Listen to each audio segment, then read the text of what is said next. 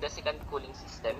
So, thermal-driven cooling cycle is a combination of evaporative cooling and air dehumidification by a desiccant material.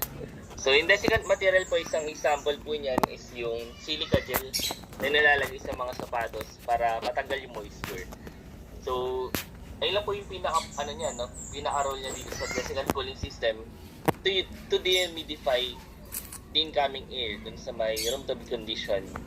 Bale, combination po siya ng evaporative cooling na discuss ko rin po nung nakaraan. So, isang example po nito, yung layout na nandito sa may kanan.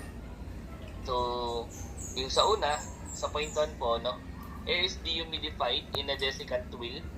It is then cooled into heat recovery wheel by the return cooled air before being further cooled in an evaporative process.